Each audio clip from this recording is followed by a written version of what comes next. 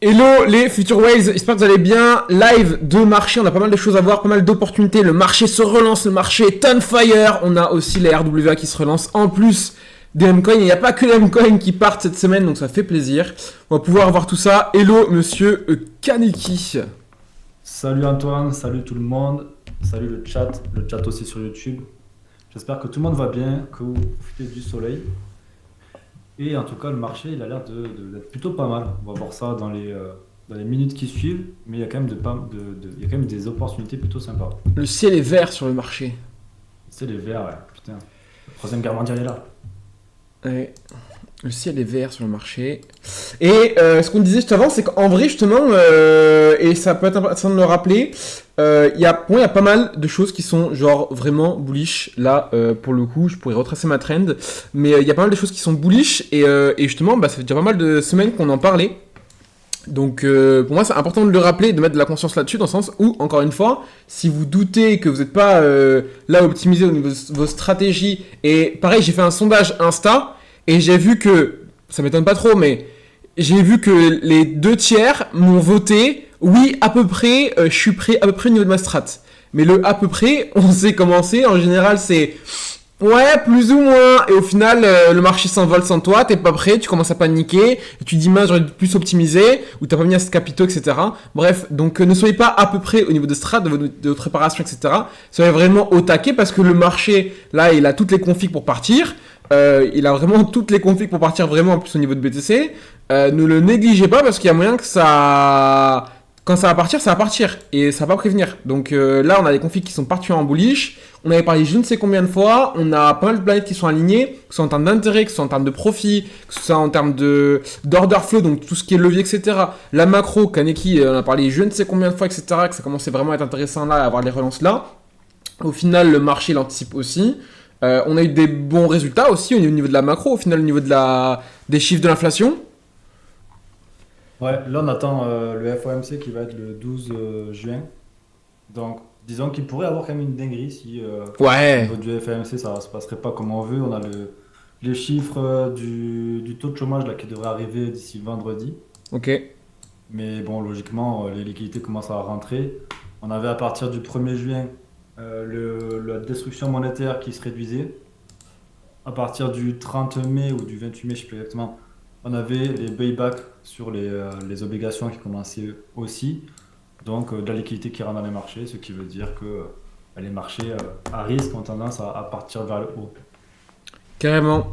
Carrément. Et d'ailleurs, j'y pense la semaine dernière, j'ai pas mis la rediffusion sur YouTube parce que j'ai un peu traîné, j'avais quelques aléas de santé qui m'ont mis un peu dans la PLS mentale et du coup j'avais un peu traîné, ça me saoulait aussi de le mettre en place parce qu'il y a eu ça, etc. Mais bref, on avait fait aussi un débat sur la partie meme coin, donc il faut aussi y revenir.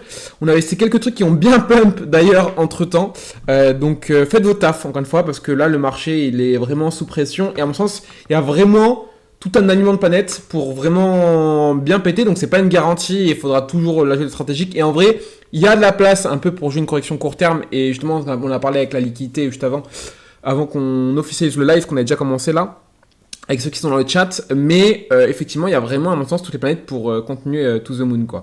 Ou même pour vraiment faire une grosse relance To The Moon avec pas mal de volates. Pas forcément en mode gros bull run de l'espace et ça y est, on éclate tout, mais pourquoi pas avoir une espèce de mini alt season ou une mini course de volatilité, un peu comme on a eu avec la bulle de la DeFi en 2020, où d'un point de vue BTC, c'était pas extrêmement sanglant, mais on a eu quand même des grosses effusions de volatilité, quoi.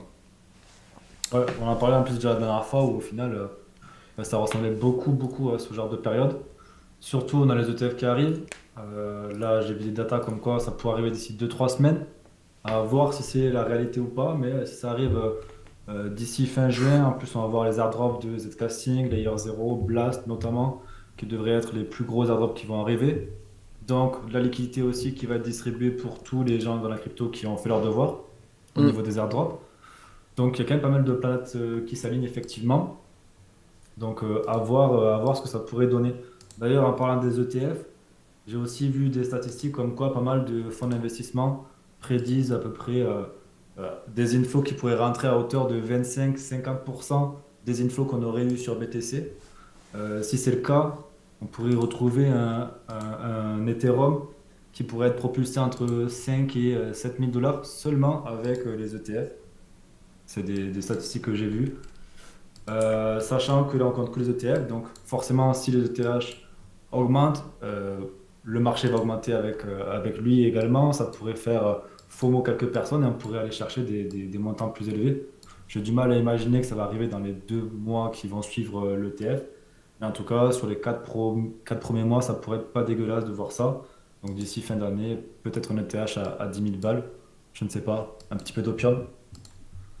En tout cas, c'est fort bullish sur Ether, hein, putain. Les commentaires. Ah, magnifique. C'est fort bullish sur Ether. Tac. Et sur BTC aussi, donc écoutez, on a tout ce qu'il faut là. Là sur BTC, franchement là, d'un point de vue pattern, je suis désolé, mais en plus on en rabâche des épaules, tête épaule inversées en permanence et j'arrête pas de vous afficher à chaque fois que ce soit sur les lives ou autres, etc. Si vous la voyez pas, je sais pas ce qu'il vous faut pour la voir quoi. Mais elle est plus que sympathique. Surtout qu'en plus, vous pourrez limite voir une Adam et Ève, du coup aussi ici. Donc là, c'est des patterns dans des patterns dans des patterns. Autant vous dire que ça me fait typiquement penser, et on revient aux mêmes cyclicités, hein, mais ça me fait typiquement penser aux patterns qu'on avait sur beaucoup d'altcoins. C'était janvier 2021, où il y a toutes les altcoins qui a pété. Donc là, on est sur BTC. Donc pour moi, on a vraiment tout ce qu'il faut pour tracter sur BTC. Et qui dit liquidité sur BTC ou même sur Ethereum, dit forcément liquidités qui vont aussi tendance à se transférer plus ou moins vite sur le reste. Et d'ailleurs, j'ai vu, je sais plus où j'ai vu ça, des personnes qui parlaient que en bull run, toutes les altcoins avaient forcément perf, etc., etc. Si vous comparez par rapport à BTC, non. Franchement, non.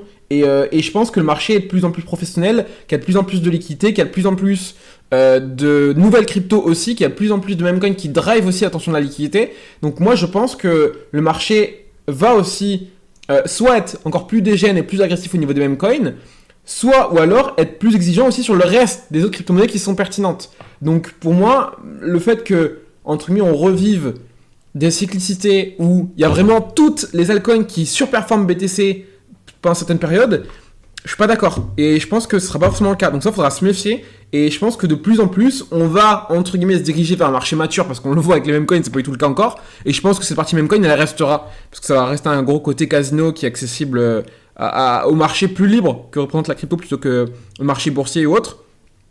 Mais pour moi, on n'aura plus ce truc de un marché où tout pump en même temps. Et on l'a déjà vu, on a eu des narratives, c'est l'IA qui a pété, là la RWA il a lancé fort, on a eu la période où c'était pareil, la GameFi prenait bien, la GameFi s'est ravalée aussi par la suite.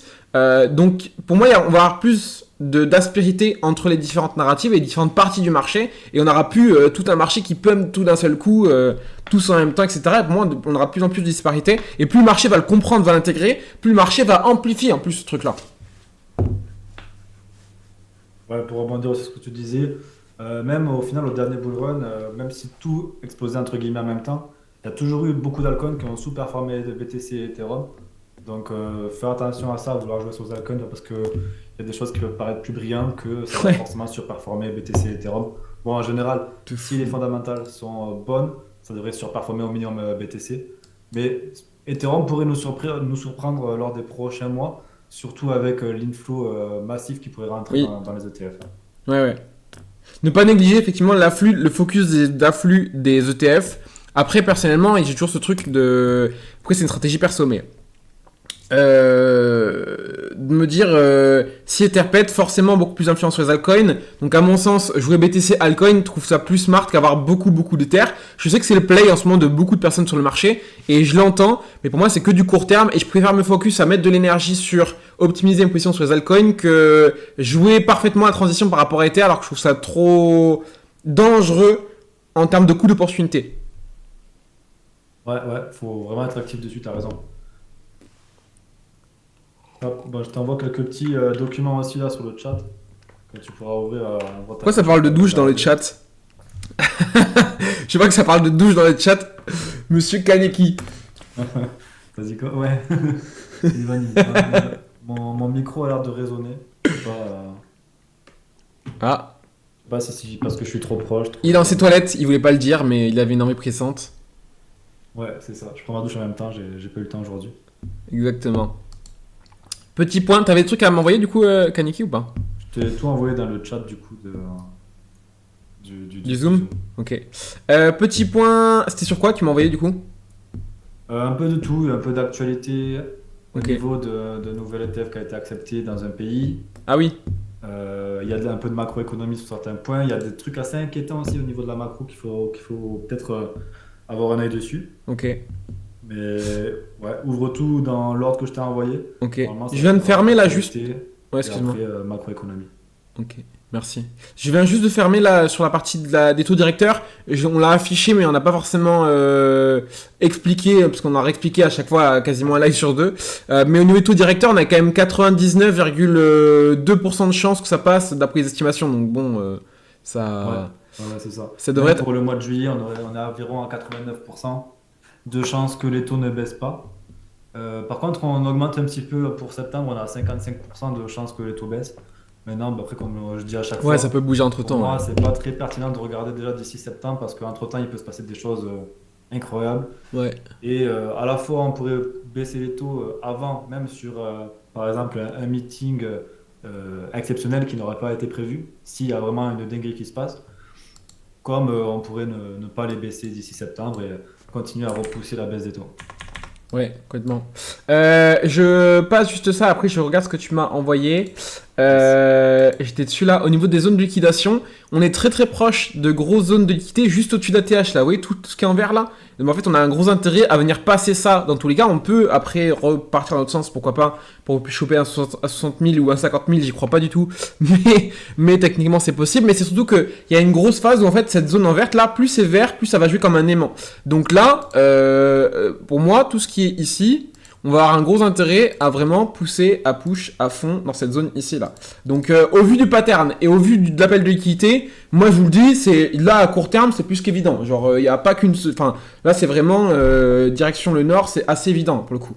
On peut avoir des petits contretemps etc. Mais vu les patterns qu'on a sur BTC et vu les ETF à venir sur Ethereum, la semaine dernière, on disait, et justement j'avais vraiment appuyé là-dessus, attention s'il y a du FUD, s'il y a du doute, etc.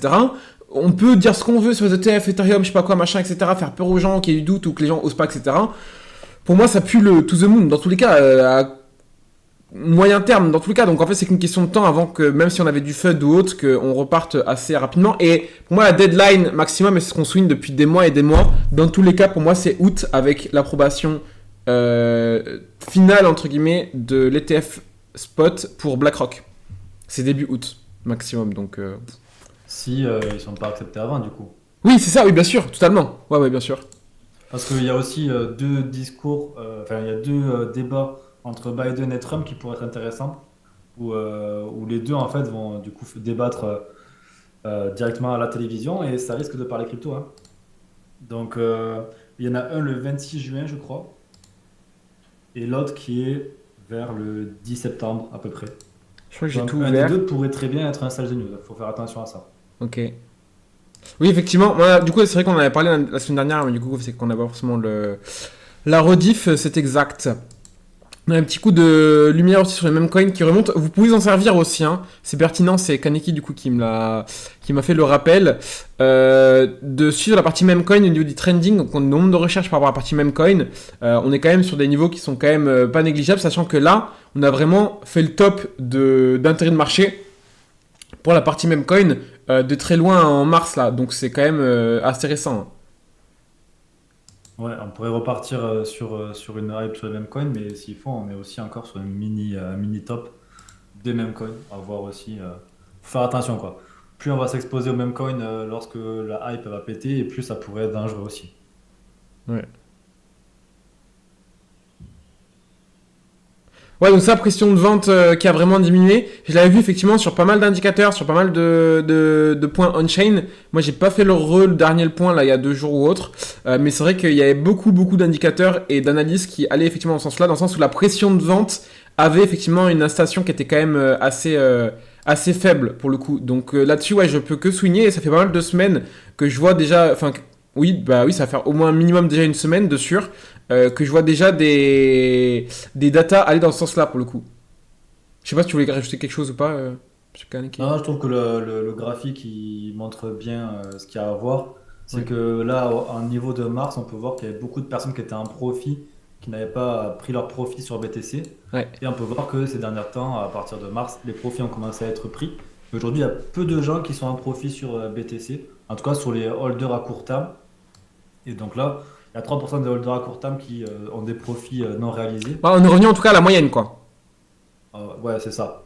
Donc tant que ce graphique ne repart pas à la hausse avec beaucoup de profits qui n'ont pas été pris, disons qu'on peut aller chercher voir des plus hauts. C'est ça. Clairement. En tout cas, ça nous laisse la porte ouverte pour vraiment pousser. Yes, du coup, Thaïlande aussi qui approuve leur ETF BTC Spot. Donc encore un pays qui approuve des ETF, après du coup les États-Unis, Hong Kong, la Thaïlande, il y a aussi l'Australie qui avait approuvé, alors je sais plus si elle avait approuvé ETH également, mais en tout cas BTC c'est sûr. Et là j'ai vu récemment que l'ETF est tradable en Australie à partir de aujourd'hui ou hier. Donc encore une fois des liquidités qui peuvent rentrer un peu de partout dans le monde. De toute façon, après, ça va être la course au pays, effectivement, un peu dans tous les sens pour le coup. Hein. Ouais, mais là je pense qu'on est en train d'y rentrer à fond, hein. Bah ouais, et moi, c'est pareil. Alors, je vois beaucoup de débats d'un point de vue social, et c'est ça qui me fait aussi l'alignement des planètes, parce que le sentiment est ultra bullish aussi. Moi, j'ai plein de personnes qui sont en mode, ouais, mais non, mais tu comprends, sell in May and go away, l'été d'habitude, nous on voit plus pour septembre, machin, etc. Et je vois pas mal de personnes d'écosystème penser comme ça. Donc, vous connaissez ma spé, hein. En général, c'est un argument aussi qui est quand même haussier. Et là, je vous le dis, je suis désolé, mais quand tu ouvres ça et que tu vois ça, et que tu vois Ethereum, et que tu vois les ETF arriver, et que tu vois les configs, que ce soit sur l'on-chain, que ce soit sur l'order flow, les zones de liquidité, enfin, franchement, je vois pas comment on peut pas être bullish. Et pour moi, une personne qui est pas bullish aujourd'hui, c'est qui fait des erreurs. On peut pas être en mode, je sais pas trop, je doute, machin, etc. Alors, je vois beaucoup de personnes encore dans le doute. Et c'est un bon signe, justement, d'un point de vue sentiment. Ouais, tenir, on le voit aussi sur Google Trend avec Ouais. personne qui s'intéresse à Bitcoin, à Ethereum. Ethereum encore moins, ça. Ethereum, il est délaissé à un point, franchement, c'est fou, ouais. Pareil pour le côté crypto. Donc en général. Après, il y a juste le Fear and Greed, du coup, qui fait de la résistance un peu, mais bon. Pardon, j'ai pas entendu. Ah, je t'ai coupé, c'est moi. Mais je disais, il y a juste le Fear and Greed quand même qui fait de la résistance, quand même. Mais, ouais, c'est clair. Ça, j'en parlais aussi dans ma vidéo d'aujourd'hui, où je trouvais que c'était un peu trop dans l'euphorie également. Maintenant, on a vu dans le passé qu'on peut rester. Ça peut pousser fort longtemps, ouais. Mais je trouve que ça serait quand même plus sain tu sais, qu'on ait un petit coup de réserve, Oui. qu'on mette un peu d'incertitude sur le marché, parce que là, j'ai l'impression que avec toutes les news bullish qu'on a eues, à la fois il y a des gens qui y croient pas, mais à la fois, en fait, c'est vraiment binaire. C'est soit on n'y croit pas, ok, c'est sell in May, go away, soit vraiment, en fait, c'est full bullish, quoi. Moi, j'ai du mal à voir quelque chose de bearish dans le marché. Et c'est pour ça que je voyais. Excuse-moi, je te coupe. Non, c'est bon, vas-y. Mais ouais, c'est pour ça que je voyais bien, à la limite, on casse la TH et on vient repurger derrière pour secouer les Moon Boys qui sont un peu trop Moon Boys et la mettre un peu dans la pression, coup de pression. J'en sais rien, hein, mais. C'est juste une projection pif, hein, vraiment. Mais dans le sens où je cherche pas les targets, je cherche le move psychologique qui pourrait être pertinent. Et effectivement, avoir un petit rect à court terme. Et pas forcément sur le BTC. Parce que BTC peut tenir, mais que les alts, pendant ce move-là, peuvent prendre cher. Et c'est là que ça serait smart. Parce que du coup, on pourrait vraiment purger le sentiment ou secouer la psychologie des gens. Si BTC arrive à se maintenir, et on l'a déjà vu plein de fois, hein, on l'a déjà vu plein de fois où BTC secoue un petit peu et que pendant cette secousse, les altcoins prennent vraiment cher. Ouais, c'est clair. Et en plus, ça concorderait un petit peu. Moi, je vois deux catalyseurs prochainement qui pourraient, en tout cas, nous amener voire plus bas. Alors déjà, même peut-être trois. Il y a le FOMC, si on a des mauvaises nouvelles par rapport au côté macroéconomique. Ça pourrait être très mal reçu et créer vraiment un côté incertitude. Ouais. Il y a le côté de l'acceptation des ETF. Ça pourrait très bien faire un sell the news. Donc ça pourrait nous permettre de venir chercher un peu le scénario dont tu parles. Et après, du coup, le débat en fait entre Biden et Trump, ça va être un débat de grande audience avec énormément de personnes qui vont regarder, que ça soit aux États-Unis, que ça soit même à l'extérieur des États-Unis. Ouais, pour moi, clairement, ça peut être un sell the news, ça. Hein. De crypto, moi, je le vois un peu, comme l'émission où il y avait eu Elon Musk. On en avait Oui, parlé déjà la semaine dernière, il y a 2 semaines. Donc attention à ça, quoi. Ouais, 100% d'accord. 100% d'accord. Et Biden, d'ailleurs, Biden, ouais, c'est Biden que ça se prononce. Biden, ouais, je me disais c'était bizarre quand je disais Biden, il y avait un truc qui. Boden sinon. Mais Biden, du coup, ouais, qui mettait son petit veto contre. Donc, clairement, le positionnement en mode moi, les gars, la crypto, je suis contre. En tout cas, d'un point de vue Ouais, positionnement, quoi. c'est ça. Et en vrai, ça serait pas forcément bon pour lui, hein, sachant que de plus en plus d'Américains sont favorables à la crypto. Ouais, Trump, qui, à mon avis, l'a bien compris. Donc, ça serait plutôt positif, en tout cas pour la suite, si Trump gagne. clairement. Voilà, ça c'est pas beau, ça. Ça c'est pas beau. Ah, Attends. c'est sur la macro que tu nous disais, du coup? Ouais, là je pense que c'est bon, que de la macro maintenant. Ok. C'est quoi ça? C'est les liquidités. Ok, mais ça, c'est bullish, du coup. Ça c'est bullish, ouais. Ça aussi c'est bullish. Ok. On finit, si vous voulez, on finit par le petit bullish et après on voit quels sont les red flags potentiels. On finit sur le côté bullish, tu veux dire? Ouais. Non, on finit sur la petite touche de bearish histoire de faire douter un peu Ouais. les gens Vas-y, et ok. pas trop les enflammer direct. Vas-y, on fait ça, on fait ça. Là du coup, si tu peux agrandir l'image, s'il te plaît. Donc là, on a une corrélation entre la liquidité qui rentre dans les marchés et la liquidité qui sort dans les marchés. On peut voir du coup les barres rouges, c'est quand la liquidité sort des marchés, donc du coup qu'on détruit de la liquidité, qu'on détruit de l'argent en gros, et vert, c'est qu'on en injecte de nouvelles. On peut voir que Ah directement il y a oui. une corrélation entre dès que c'est rouge, le marché de Bitcoin baisse, dès que c'est vert, le marché de Bitcoin augmente. Donc on peut voir que là, on a des datas jusqu'à environ novembre, et on peut voir qu'on a eu quand même pas mal de grosses entrées entre novembre et février. Même on a continué encore aussi. À chaque fois qu'on a du rouge, on voit que le marché baisse. Si tu prends n'importe quel début de barre rouge, tu peux regarder directement que le marché baisse. Et donc là, ces derniers temps, depuis début mai, on peut voir que les liquidités ont tendance à rentrer dans le marché et on voit que le prix de BTC aussi repart. Donc Ouais, mais, moi, mais ça me paraît, même d'un point c'est- de vue psychologique, hein, ça me paraît ultra pertinent que le marché, donc forcément d'un point de vue liquidité, ça joue aussi, forcément, parce que c'est structurel d'offre et de demande, mais même d'un point de vue psycho, ça me fait sens d'un point de vue psycho que en fonction de si on injecte ou pas dans l'instant T, il y a des personnes qui regardent ces indicateurs-là ou ces données, ces datas-là et qui se corrèlent par rapport à ça aussi, tu vois. Ouais, il y avait aussi un truc que j'avais vu par rapport aux banques, c'est quand on leur donne de la liquidité, en fait, elles doivent rééquilibrer leur portefeuille d'actifs. Et donc, du coup, ça veut dire que ils vont acheter et vendre certains actifs et finalement, la liquidité, tu vois, elle va se déplacer directement. Ils ne peuvent pas garder trop de cash en banque. Et là, on voit du coup avec les ETF BTC, maintenant, ils peuvent commencer à acheter des ETF. Donc, disons que la Fed va injecter la liquidité dans les banques pour justement faire qu'elles restent solvables, entre guillemets. Eh bien, ces banques-là, qui vont avoir un afflux de cash, vont devoir les rediriger vers d'autres secteurs afin de pouvoir les placer pour pas garder trop de cash dans leur compte en banque qui ne travaillent pas. Ouais, clairement. Clairement, clairement. Ok, Donc, affaire à suivre magnifique. par rapport à la liquidité, mais moi, c'est ma grosse thèse par rapport à ça en tout cas. Hmm. Ouais, mais de toute façon, comme on disait en off, ouais, c'était beaucoup en off, on le disait, mais que pour moi, le combo de focus psycho et macro, il est insane. Genre. Ouais, ouais, ouais, je suis d'accord. Parce qu'au Ah non, final, tu ça vois, c'est bad news, on a dit après. ça fait depuis début mai qu'on dit clairement qu'à partir de juin, ça va péter. Donc, Ouais, pour l'instant, on est dans le bon timing. Maintenant, on va pas se porter la poisse, on va toucher du bois. Je t'en charge du bois. moi j'ai du bois. Mon bureau il est en bois. Magnifique. Moi aussi, j'ai trouvé. Sur le chat, là, cherchez du bois et touchez-le. Tout de suite, vite, mettez la vidéo sur pause. Pour ceux qui sont dans la diff, pour ceux qui sont sur live, touchez du bois, bah débrouillez-vous. Dites-nous aussi dans les commentaires, vous avez touché du bois. Ah ouais, Quel type de bois clairement. aussi, ça nous intéresse. Mettez je touche du bois dans les commentaires pour ceux qui suivent. Ok, donc là, on a encore une data assez bullish. Je crois que j'en avais déjà parlé. Je sais pas si j'en avais parlé en live directement ou si j'en avais parlé dans une de mes vidéos. Mais on a un cycle qui est basé un petit peu sur les présidentielles. Donc, quand c'est qu'il y a une élection, la première année du président qui a été élu, deuxième année, troisième année, quatrième année qui est la dernière, avant de recommencer. Et on peut voir qu'on a un cycle qui a assez de data, ça part depuis 1900. Et donc, du coup, en violet, on aurait le cycle présidentiel. Donc, ça augmente tout le temps. On a juste la première année qui est pas très bullish, deuxième année ça stagne, voire ça peut baisser, et après ça a l'air tendance à augmenter parce que, pourquoi? C'est logique, les présidents, leur but c'est de se faire réélire, et donc ils vont faire tout pour... Tiens, ça touche du bois dans le chat. Magnifique. Merci les gars.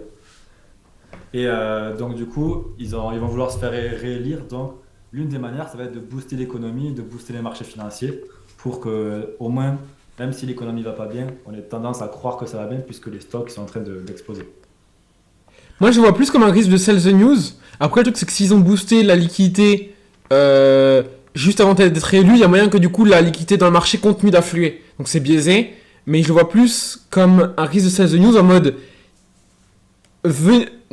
mettre des solutions pour que du coup le marché se passe bien jusqu'à mon élection, en mode vous inquiétez pas, regardez quand je suis là, tout se passe bien, etc., tout est rose, tout est beau, tout machin, et au final, comme ils font avec leur discours politique, hein, et au final, t'inquiète, je te mets des beaux papillons dans les yeux, et quand je passe, en fait, je fais que la moitié de ce que j'ai appris dans mon mandat, et bon, je te la fais pas à l'envers, quoi. Donc, moi, je me vois vraiment comme ça. Par contre, effectivement, si je vais faire un exemple concret, imaginons que je vais être président, ce qui n'est pas mon but, clairement pas, et je me dis, bon bah ok, let's go, pour que ça aille bien juste avant la réélection de mon mandat, je vais faire en sorte qu'il y ait beaucoup d'argent qui est injecté dans l'économie. Sauf que du coup, s'il y a beaucoup d'argent qui est injecté dans l'économie, les marchés ils vont pas tout absorber d'un seul coup. Ils vont absorber au fil du temps. Donc effectivement, je peux avoir cette notion de continuation. Mais d'un point de vue psychologique, là, je dis même pas forcément la réaction du prix. Hein. J'analyse vraiment une projection de la psychologie pour moi, en termes entre guillemets, de spécialiste sur la partie psycho corrélée au marché, de comment ça pourrait vraiment avoir de l'impact. Donc il y a ce truc de risque de sell the news, mais si j'ai injecté de l'argent,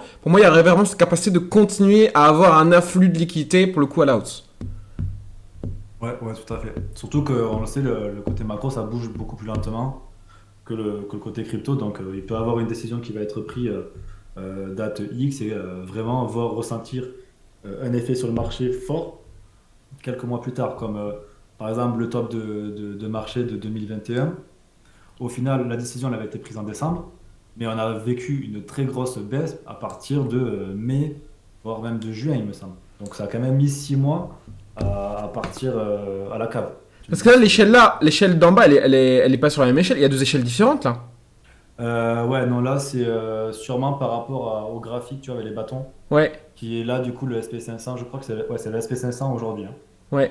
Ouais, Et donc, c'est ça. Parce que ça, je vois le pattern, ça c'est vraiment le SP500 qu'on a en noir. Mais parce que les présidentielles, elles se font pas aussi rapidement. C'est pour ça qu'il y avait une double échelle. En fait, ceux qui n'ont pas compris, en fait, il y a deux échelles en bas différentes là, dans la temporalité. Il y a deux échelles différentes. Une qui est corrélée par rapport au violet ou au rose. alors le violet et le rose, je n'ai pas tout compris, mais je pense en fait que c'est que du coup en moyenne le président cycle ça peut justement monter tout le temps en fait. Enfin, c'est assez logique parce qu'ils sont toujours en train de créer de l'inflation, donc Ouais. ça fait que les marchés sont tout le temps en train d'augmenter.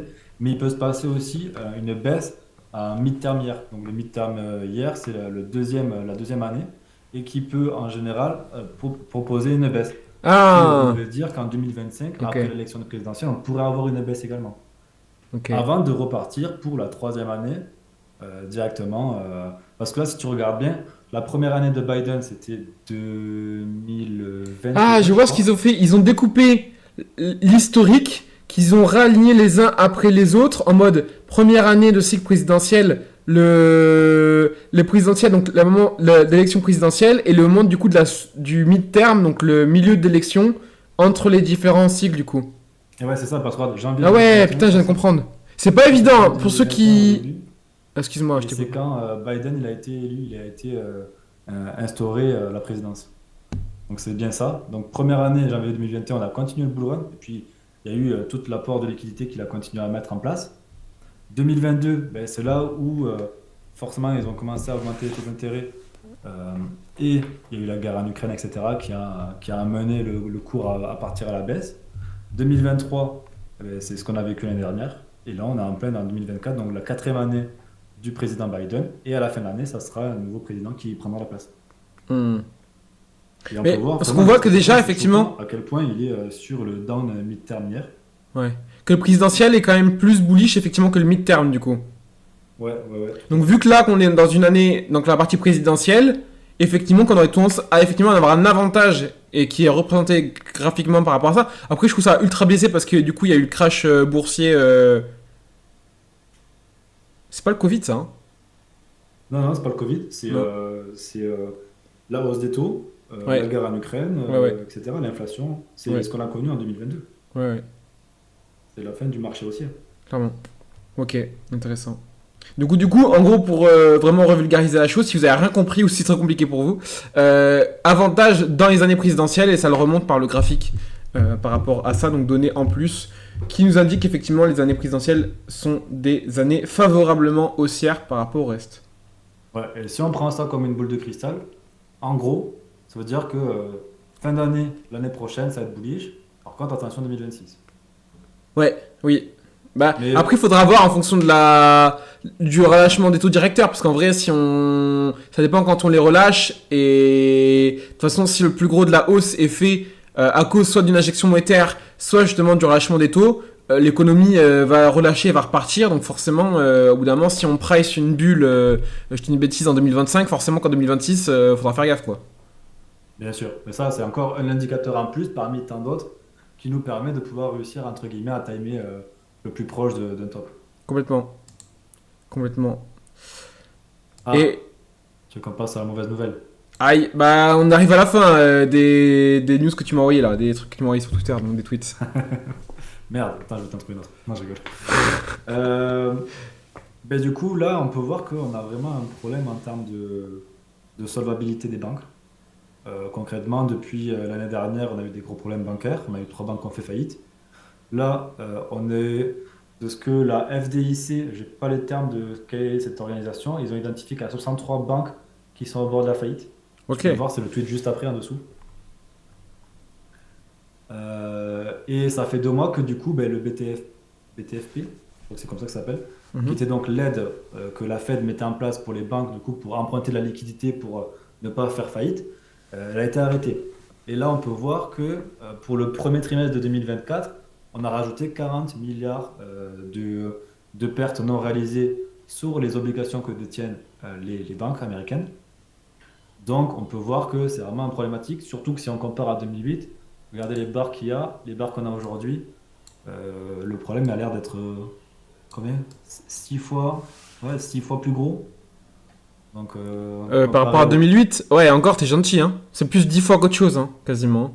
Et là, on est à moins 75, et là, on est à Bah moins ouais, 675. Ouais, à peu près on est 10 proche du fois. x10, hein. À peu près 10 fois, j'étais gentil.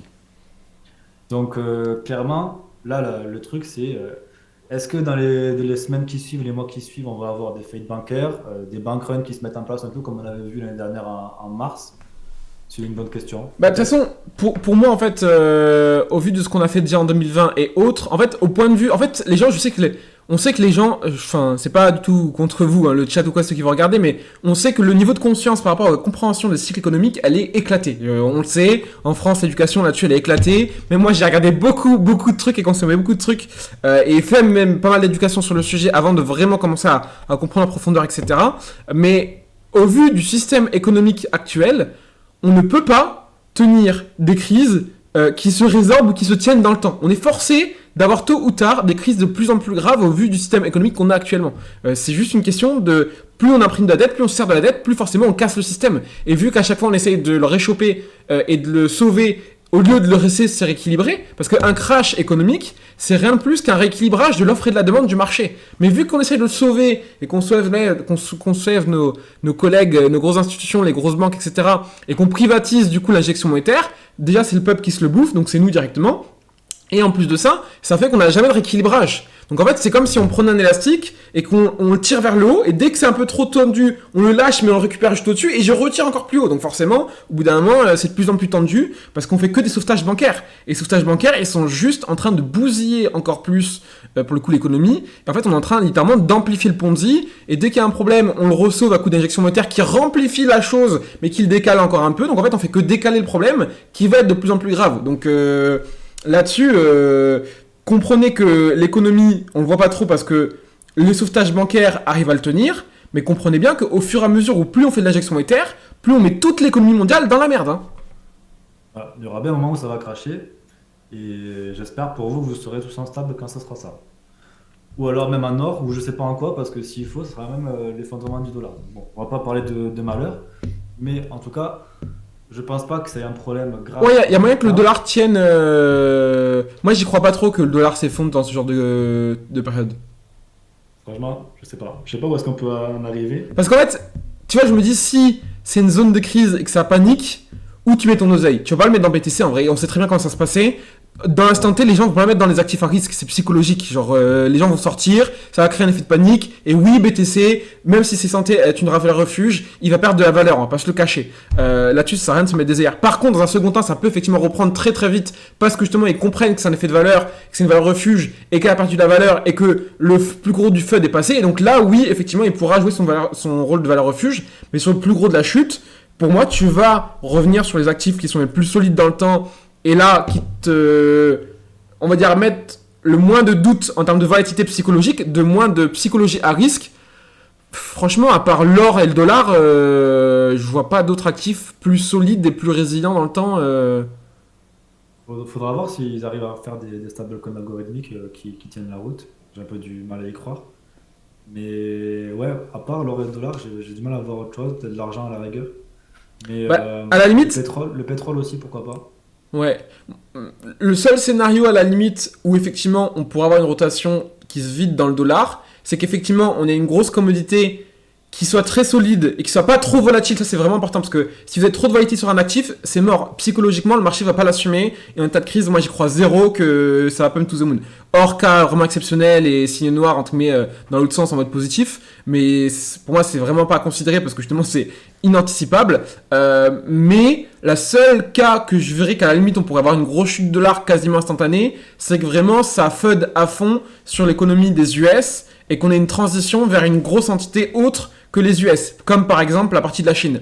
Mais bon, avoir une énorme transition des capitaux des US vers les capitaux de la Chine, d'un seul coup en tête crise, Non, ça prendra des décennies, ça, à mon avis. ouais, j'ai du mal à y croire. Moi, j'y crois pas ça. Donc en fait, c'est la seule possibilité où je vois vraiment un afflux massif. Et en vrai, je me fais zéro souci pour le dollar en cas de crise sur du moyen court terme. Évidemment, sur le long terme, c'est de la merde, ça fait que perdre de la valeur. Mais on a l'avantage quand même de se dire que c'est quand même une bonne valeur de refuge sur le court terme. Ouais. En fait, le seul truc qui sera un peu chiant, ce sera l'inflation sur le moment T, le temps de re-rentrer sur les actifs Ouais. dans lesquels on Mais peut bon, je investir. préfère perdre 10% que perdre 50% sur mes actifs qui se sont fait déchirer en bourse ou je sais pas où, hein. Quand même, hein, surtout que s'il faut, on pourra très bien les placer avec des RWA sur des bons de trésor qui rapportent pratiquement autant que l'inflation. Mm.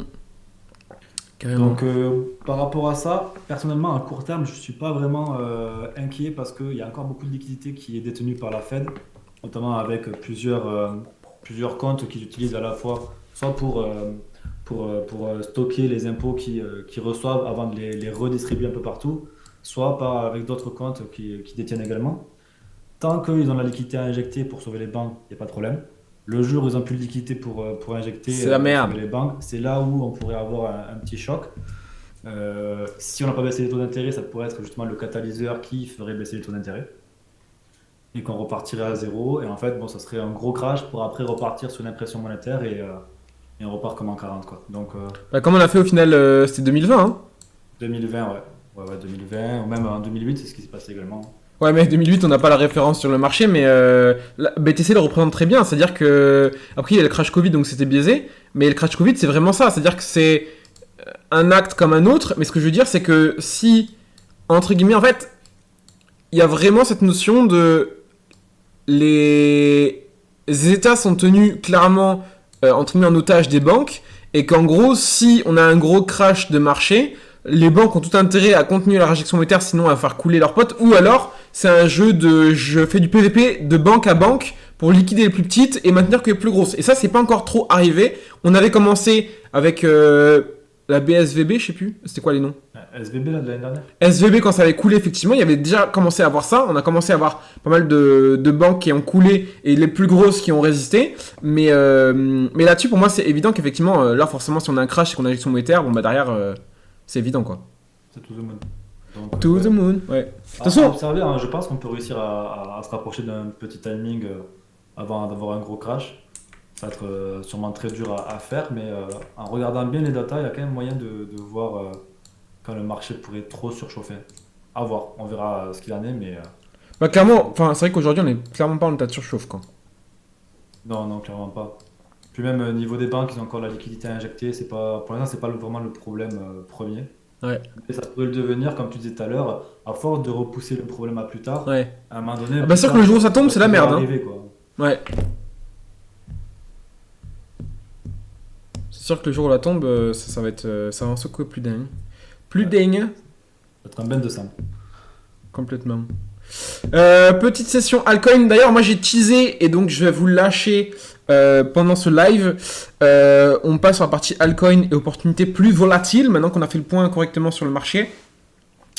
Et d'ailleurs, on l'a vu, la dominance, elle a commencé tranquillement à chuter. On correspond encore une fois, mais ça reste tranquille, vraiment aux data au final. Hein. On correspond vraiment aux data qu'on a bâché je ne sais combien de fois.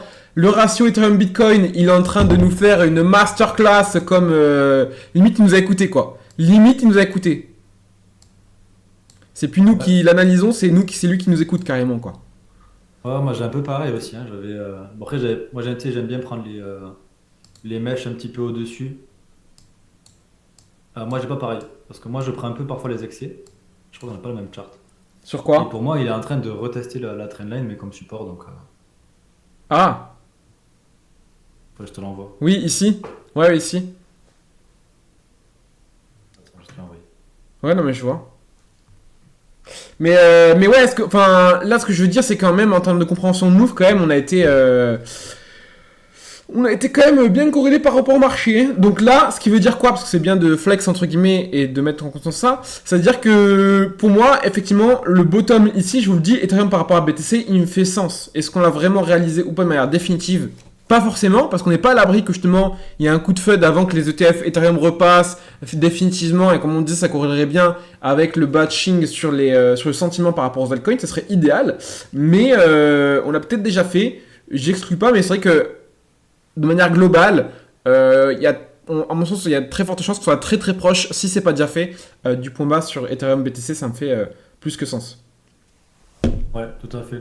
On pourrait peut-être avoir une petite baisse à la sortie des ETF avec un BTC qui surperforme Ethereum. Ouais, Mais lorsqu'on va avoir les infos qui vont rentrer, bah ouais, est-ce que Ethereum va pas surperformer en tout cas ça va rebombarder sur Ether, au moins à moyen court terme, c'est sûr. Hein. Ouais, pour moi ça me fait sens aussi. Hein, Ouais. clairement. Clairement.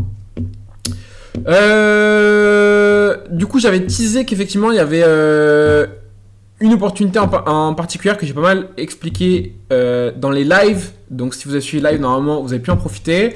Moi, j'ai acheté le bottom. On l'a teasé en interne aussi dans le bottom, au niveau du point le plus bas de l'opportunité. Il y en a pas mal qui sont positionnés aussi sur le point le plus bas de l'opportunité.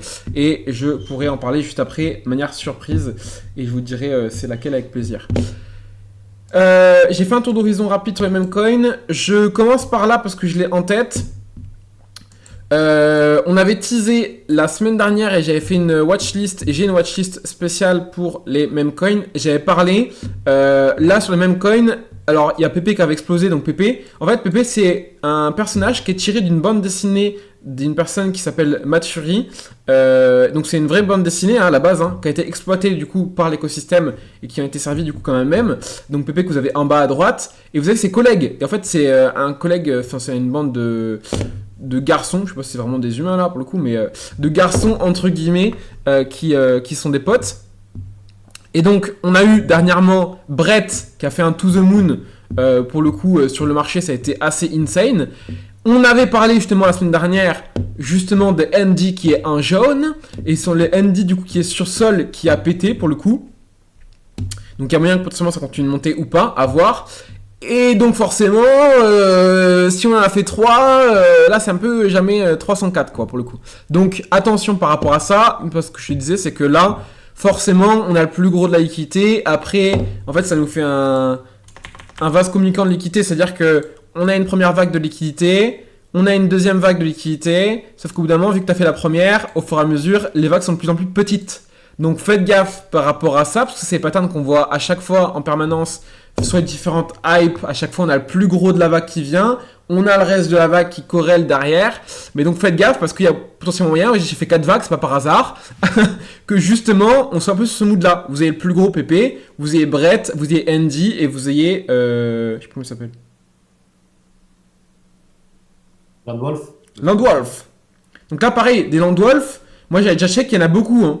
Donc allez voir sur CoinGecko, évitez CoinMarketCap, hein, vraiment je le dis, je le répète. Mais allez checker sur Landwolf, il y a moyen qu'il y ait un des Landwolf dans le lot qui pète. Donc si ça vous intéresse et que vous avez même coin et que vous avez des gènes, aimé des gènes là-dessus, allez-y. Mais il faut le voir à mon sens comme du trading. Parce que moi je le répète en permanence, pour moi le coin c'est du trading, hein, clairement.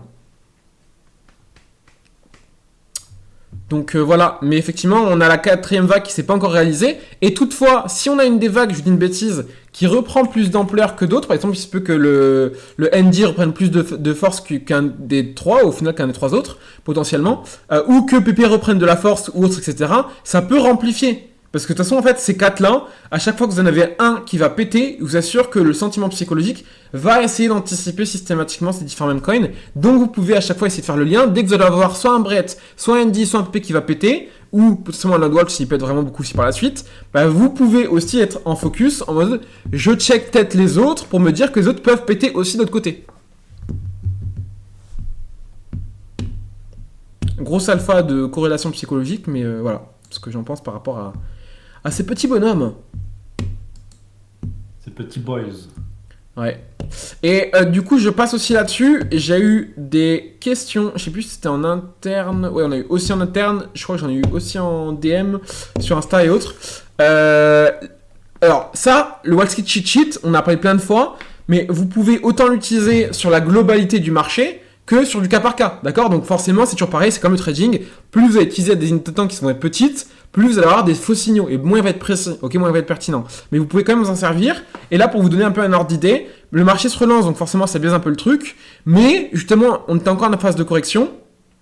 Et moi, j'ai trouvé qu'il y avait un peu un état de panique sur tout ce qui était AI, d'un point de vue notamment de Tao et autres, parce que les cours ne remontaient pas dans l'instant T directement, notamment sur Tao, et qu'il y a commencé à avoir un peu un esprit de panique. Donc globalement, on était assez proche du bottom si on prend l'aspect psychologique, mais du coup que l'IA pourrait aussi potentiellement, si on suit cette courbe-là, prendre aussi un petit peu de temps avant de vraiment repartir pour vraiment repasser entre guillemets cette cycle de capitulation, colère et dépression pour ensuite repartir globalement de se dire oh là là mais regarde c'est les RWA qui pètent, c'est les mêmes coins qui pètent, j'en ai marre, mon IA elle bouge pas, ça pump pas, ça y est l'IA c'est mort, ça va pas repartir etc.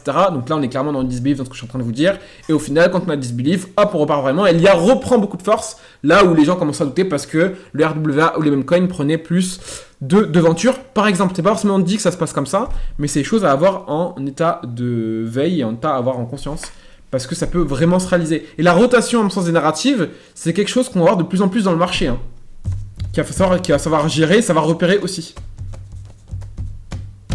Et pour ça, bien évidemment, vous pouvez vous aider. Sur le... Ouais, dis-moi.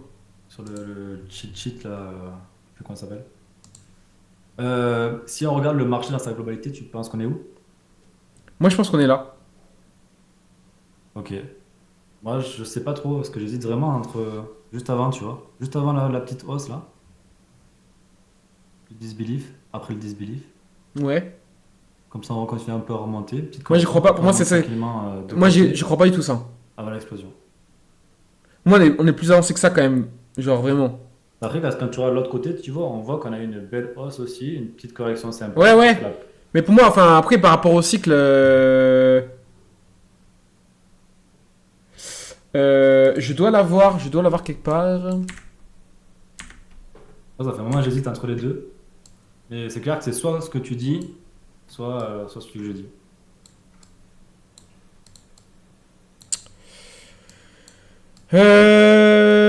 Ah, on voulait passer aux altcoins, mais du coup, on est en train de repasser dessus, là. Moi, Disbelief autour des 40K? Ouais. Moi, je le placerai par ici. Disbelief, dépression, disbelief.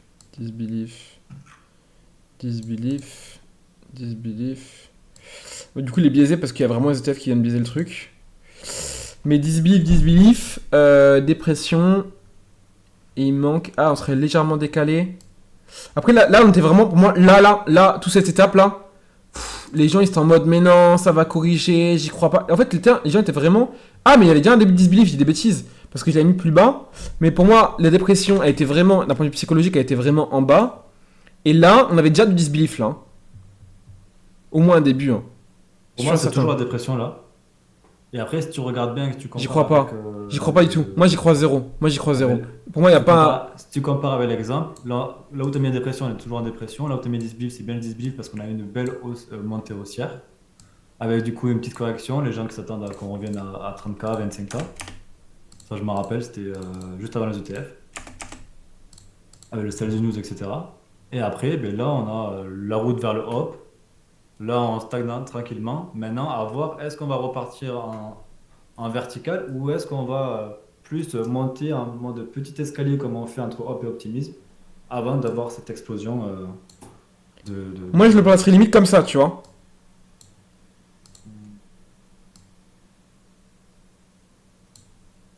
Ça peut fonctionner aussi, j'ai l'impression. Moi, je le placerais vraiment comme ça, pour le coup. D'un point de vue ressenti du marché, je le placerais vraiment comme ça.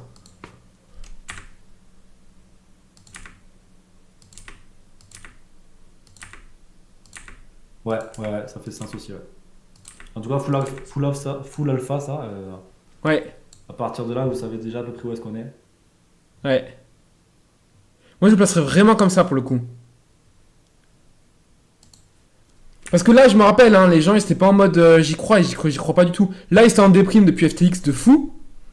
Ils étaient vénères à cause de Luna, machin, etc., etc. Là, ils étaient en disbelief de fou FTX, c'est sûr et certain. Full dépression, ouais, sur, Pas FTX. disbelief, en dépression, pardon, ouais. En dépression, carrément, c'est la déprime, tout le monde n'en pouvait plus, c'était la fin du monde, Il y en vraiment. a qui ont perdu beaucoup d'argent, il y en a qui se sont suicidés aussi à cause de cette faillite. Enfin, Ouais. c'était. Et dès on a repump au 20K, je me rappelle, même toi ici, il y avait déjà une part de disbelief qui commençait à arriver. Les gens ont pumpé, on n'arrêtait pas de le dire. Il y a eu un épaule-tête-épaule énorme. C'était lequel? C'était celui-ci? Oui, c'était celui-ci, je crois. Bref, on avait fait le détail. Où c'était là? Non, c'était celui-ci. Bref. Mais j'ai plus le détail là. Mais je crois que c'était en weekly, c'était en petite frame. Mais bref, on avait des signaux qui étaient juste ultra, ultra, ultra bullish de l'espace. Et les gens voulaient pas y croire. Et les gens ont pas arrêté là d'être disbelief, disbelief, disbelief, disbelief, disbelief. Et quand on est se rapproché de l'ETF, c'est là que les gens ils ont switch de sentiment. Donc il y avait déjà un esprit d'espoir. Oui, ouais, ouais. Moi j'y crois zéro tout ce que disbelief. Je sais que j'ai vu, hein, et je crache pas du tout sur les gens, hein, mais j'ai vu plein effectivement de gens dire oui, là c'est le haut du disbelief. J'y crois zéro. Vraiment. Ouais, sinon ça ferait faire une vraiment trop grosse hausse. Non, mais j'y crois zéro. Et encore une fois, et j'ai vu, hein, et je vous jure que là, la partie, j'en parle pas trop, mais d'un point de vue cognitif, j'ai vraiment, moi je sais que j'ai des avantages d'un point de vue empathie, des émotions et autres, parce que je suis comme ça et qu'on est tous différents là-dessus. Et j'ai vu beaucoup de ces analystes qui aujourd'hui, aussi certains disent être en disbelief, etc., faire beaucoup d'erreurs d'ego sur le marché historiquement. Donc faites gaffe par rapport à ça. Moi j'y crois zéro et je vous le dis là, j'ai vraiment un niveau de confiance qui est quand même assez important. J'y crois zéro qu'on est encore en disbelief. Zéro, vraiment. Yes. Et du coup, ne pas s'attendre à avoir une trop grosse hausse cet été non plus. À mon sens, en tout cas, c'est vraiment. Ouais mais regarde, c'était quand historiquement le cycle, on a eu la hausse, regarde le petit pump ici, pour moi c'était la bulle à DeFi là, sur 2020. Ouais, ouais, c'est ça. Mais c'est pour ça que je dis attention à ne pas atteindre une hausse énorme Ouais. cet été parce que nous, on montre qu'on est quand même assez bullish pour l'été. C'est ça. Mais en fait, on pourrait avoir. Ce que je disais, c'est qu'on peut très bien avoir un petit pump sur BTC, mais que sur le reste du marché, on a une grosse volate. Hein. Et c'est exactement ce qu'on a eu en On aura 2020. aussi une belle correction à partir de septembre si on reproduit exactement comme le Summer DeFi qu'on avait eu. Ouais. Pour moi, il y a des chances qu'on ne produise pas un truc exactement similaire, mais ça peut y ressembler, ouais, clairement, en termes de move. Parce que moi, je me rappelle, on en a déjà parlé plusieurs fois en live, les alts, ils nous avaient bien séché. Ouais. Et prendre des profits au cours de la montée lors de cet été, ce sera pas déconnant, je pense. Ouais, clairement. À chacun de faire comme il entend, de toute manière. Trop d'alpha dans ce live, ça ne va plus. Rien ne va plus. Trop d'alpha. Dites-le en commentaire aussi, s'il y a trop d'alpha, on arrêtera d'en faire.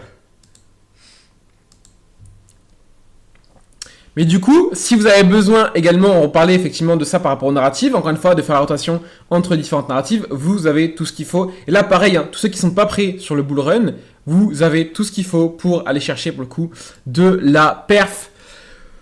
Au niveau des stratégies, au niveau des répartitions, au niveau de comment aller chercher les opportunités, également de comment sélectionner les bonnes opportunités aussi, les bonnes cryptos, etc., composer votre portefeuille, vous avez tout ce qu'il faut de A à Z. On a vraiment décomposé ça, pour le coup, en 1h30 de live tout complet. C'était la thématique de A à Z du live, donc utilisez-le et vous n'avez plus d'excuses aujourd'hui, pour le coup, pour profiter déjà à fond du marché. Après, c'est que l'optimisation, on peut toujours aller chercher plus. Si vous avez besoin, nous, on optimise également en interne avec grand plaisir. Pour le coup, on a mis tout un tas de process, de coaching, d'accompagnement, etc. aussi en interne pour booster tout ça. Et aujourd'hui, vous n'avez plus d'excuses. Hein. Franchement, vous avez vraiment plus d'excuses. Zéro excuse, zéro excuse. Clairement. D'ailleurs, en plus, si jamais vous avez des questions en plus, mettez-les en commentaire, on y répondra lors de prochains lives. Ouais, avec plaisir. Moi, j'avais parlé de GameFi parce qu'on a quand même pas mal d'actifs qui sont en train d'essayer de faire un peu des moves, etc. D'ailleurs, on a le mainnet officiel, enfin le lancement officiel de Illuvium, qui est littéralement le plus gros jeu pour le coup sur tout l'écosystème. Et je peux aller sur le Twitter. Ouais, il me semble que c'est le 25 juillet, c'est ça? Ouais, c'est ça, c'est le 25 juillet, ouais.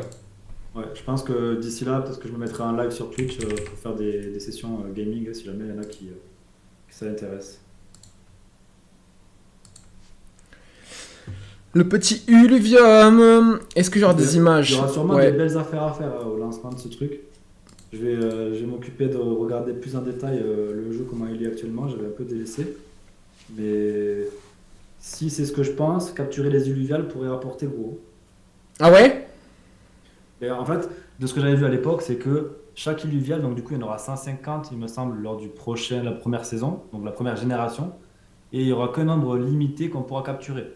Une fois qu'ils seront tous capturés, on ne pourra plus jamais les capturer. Ok. Ça sera vraiment des NFT édition limitée sur la première génération. C'est comme en gros, si je compare avec Pokémon, en 1999, là, quand tu jouais à la Game Boy, tu pouvais capturer pour la première fois un Salamèche et qu'une fois qu'on avait fini de toutes les capturer, on ne peut plus jamais le capturer. Donc celui qui détient le Salamèche, il vaut aujourd'hui des milliards d'euros. Ah ouais? Donc si c'est le même principe, je vais me renseigner dessus pour confirmer ça et je vous confirmerai ça lors de prochains lives. Ça pourrait être vraiment insane. Hein. Bah, j'avoue que ça, en tout cas, d'un point de vue de la team, d'un point de vue de la gestion de l'offre et de la demande, ça pourrait être ultra smart comme move, hein, s'ils ont fait ça. Hein. Ouais, ouais, tout à fait.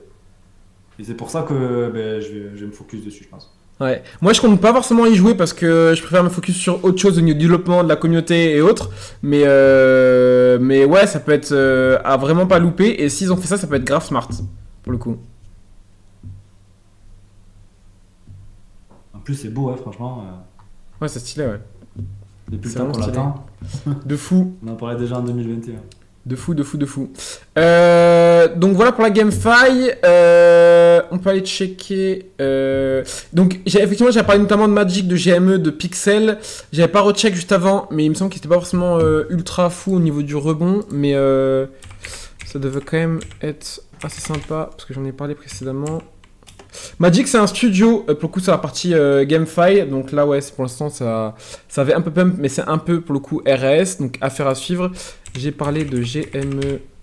Magic, c'est pas avec Trésor DAO comme ça? Si, c'est ça. Ouais, totalement.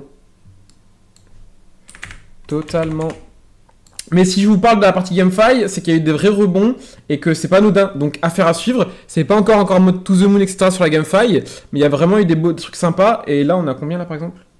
On a un plus 30%, 40% au moins à peu près. GME, c'est un studio aussi, il me semble, à vérifier, mais il me semble que c'est un studio, si je dis pas de bêtises. J'avais Spectral ici, hop, j'ai ouvert une nouvelle page. Mais ouais, c'est un studio, il me semble aussi, GME, ils font pas mal de choses. Quand les narratifs sont pas actifs comme ça sur la partie GameFi, évitez de focus sur les jeux, parce que c'est trop risqué que si la narrative se rendort, même si elle a pris une période, et qu'en fait on n'est pas aussi assez proche des tops de marché en termes de sentiments, la GameFi, c'est une c'est une narrative qui a tendance à beaucoup prendre quand on est sur les hauts de marché. Donc par contre, hauts de marché, il faudra d'autant plus effectivement être attentif sur la partie GameFi, parce qu'il y aura des capacités de prendre du coup beaucoup plus fortes. Mais il me semble que c'est un studio, j'ai pas le détail, mais il me semble que c'est un studio aussi GME, et là, vous voyez, en termes de market cap, là on est vraiment tout petit, hein, pour le coup. Hein. Ils disent là en mini-description que Gamey, c'est un plateforme de gaming, je sais pas quoi, j'ai pas le temps de dire. Ouais, Marc et...